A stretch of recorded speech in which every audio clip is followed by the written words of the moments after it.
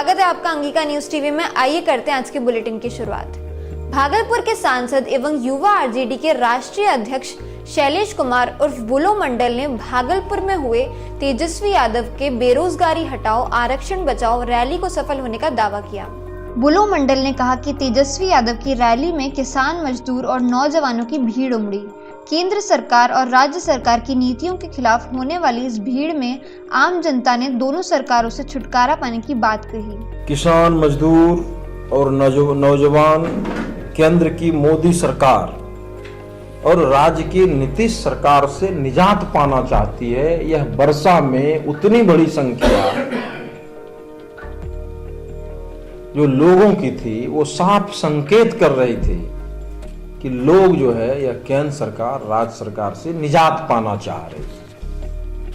वहीं दूसरी ओर बीजेपी के राष्ट्रीय प्रवक्ता शाहनवाज हुसैन ने नेता प्रतिपक्ष तेजस्वी यादव की बिहार में हो रही रैली को असफल और फ्लॉप करार दिया। शाहनवाज हुसैन ने पूर्व उप मुख्यमंत्री तेजस्वी यादव पर हमला करते हुए कहा कि कोशी इलाके सहित भागलपुर में हुई उनकी सभा में भीड़ का नहीं पहुंचना साफ कर रहा है कि भागलपुर की जनता नीतीश कुमार और प्रधानमंत्री नरेंद्र मोदी के साथ है। तेजस्वी जी की हर जगह रैली फ्लॉप हो रही है, दुखद है उनके लिए, क्योंकि पहले पटना में रहकर उनको अंदाजा नहीं हो रहा होगा, लेकिन जहाँ जहाँ गए हैं सुपौल, मधेपुरा के साइड, यहाँ भी कहीं पर भी भीड़ नहीं आ रही।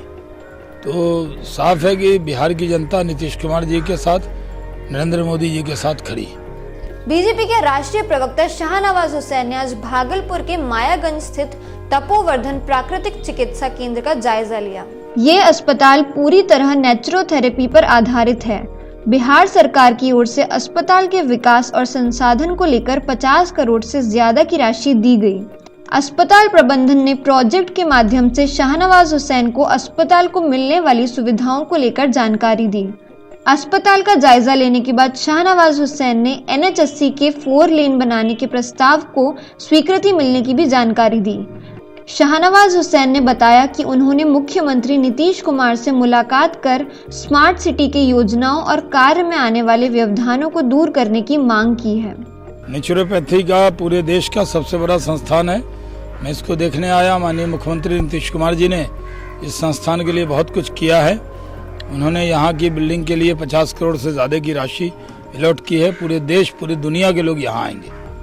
नेचुरोपैथी के लिए पूरे वर्ल्ड से लोग इंडिया आते हैं और यहाँ पर इतना बड़ा संस्थान है, हम सबके लिए ये गर्व की बात है। NH80 का जल्दी 3G हो जाएगा और जल्दी टेंडर में चला जाएगा। नया 4 लेन का अलाइनमेंट जो हुआ उस पर काम हो रहा है और उसको जल्द से जल्द पूरा किया जाएगा। भागलपुर के पीरपेंती के बाखरपुर दियारा में बीती देर रात STF और पुलिस के साथ बास्की ठाकुर गिरोह की मुठभेड़ हुई, जिसमें 4 बदमाशों को पुलिस ने गिरफ्तार कर लिया। पुलिस ने गिरफ्तार बदमाशों के पास से 3 राइफल और एक जिंदा कारतूस भी बरामद किया है।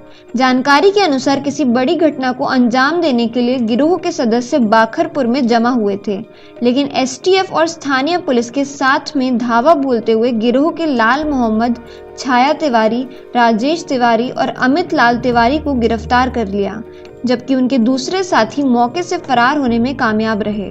बदमाशों ने पुलिस को देखते ही गोली चलानी शुरू कर दी। जवाब में पुलिस की ओर से भी गोली चलाई गई।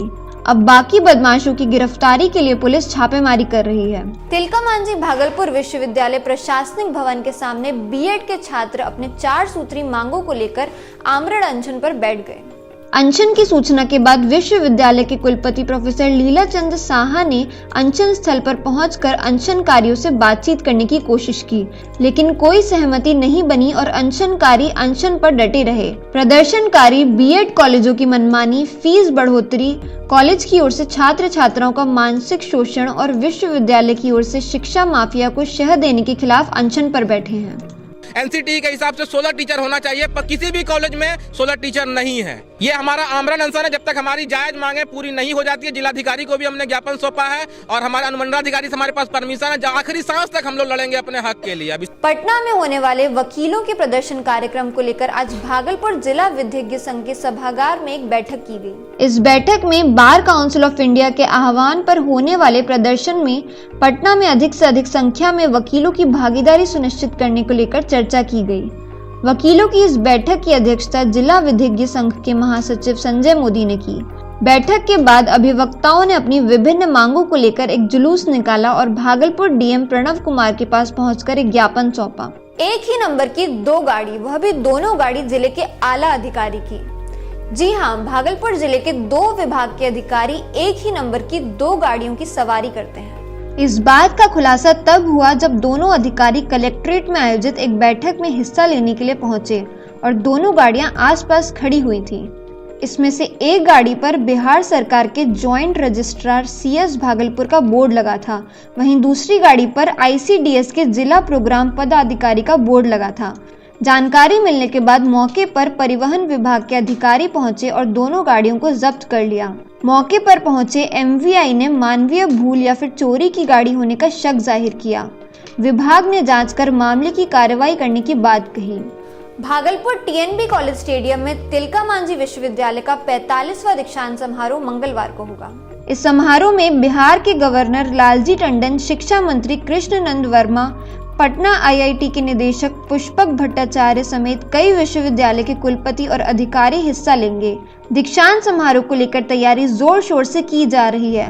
हमारे संवाददाता संतोष ने तैयारी का जायजा लिया।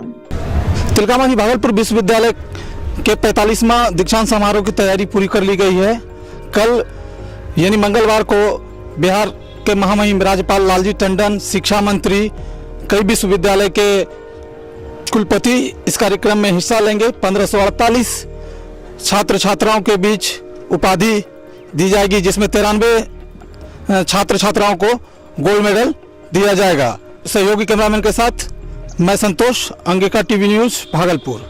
भागलपुर में पंजाब केसरी लाला लाजपत राय के 2 दिवसीय जयंती समारोह का आयोजन किया जाएगा। डीएवी स्कूल के पूर्व क्षेत्र के रीजनल डायरेक्टर कमल किशोर सिन्हा ने एक प्रेस कॉन्फ्रेंस को संबोधित करते हुए बताया कि इस समारोह में देश भर से आर्य समाज के लोगों का जमावड़ा होगा। मौके पर 51 कुंडीय विश्व शांति महायज्ञ और आर्य महासम्मेलन का भी आयोजन किया जाएगा। उन्होंने बताया कि समारोह में आर्य समाज संस्था की ओर से सैकड़ों जरूरतमंदों के बीच सिलाई मशीन और दिव्यांगों के बीच ट्राईसाइकिल भी प्रदान की जाएगी। यह एक आज समाज का प्रोग्राम है।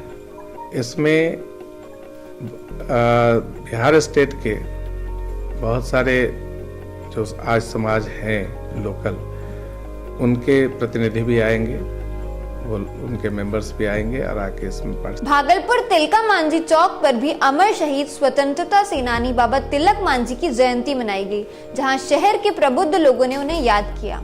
तिलक मांझी को जिस पेड़ पर लटकाकर फांसी की सजा दी गई थी, उस स्थल पर नागरिक विकास मंच की ओर से समारोह का आयोजन किया गया।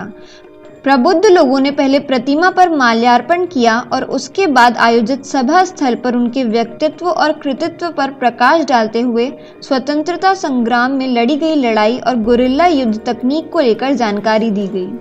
तिलका मांझी भागलपुर विश्वविद्यालय में अमर शहीद स्वतंत्रता सेनानी तिलक मांझी की जयंती मनाई गई।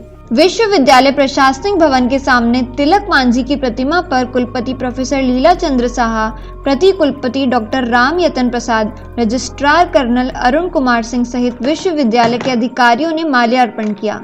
साथ ही उनके शहादत और स्वतंत्रता संग्राम में अंग्रेजों के खिलाफ लड़ी गई लड़ाई को याद किया।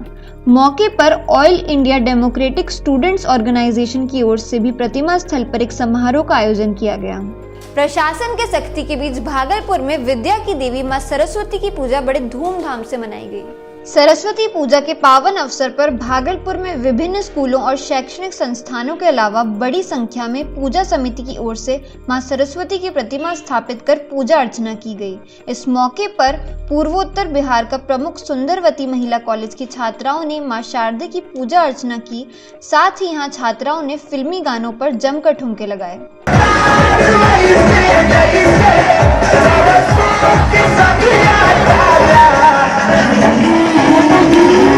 आज के बुलेटिन में इतना ही। कल हम फिर हाजिर होंगे अंग प्रदेश की बड़ी खबरों के साथ। धन्यवाद। अंग प्रदेश की लेटेस्ट खबरों के लिए देखते रहिए Angika news TV. Angika news TV को फेसबुक पर लाइक और यूट्यूब पर सब्सक्राइब जरूर करें और इस वीडियो के पसंद आने पर शेयर भी करें।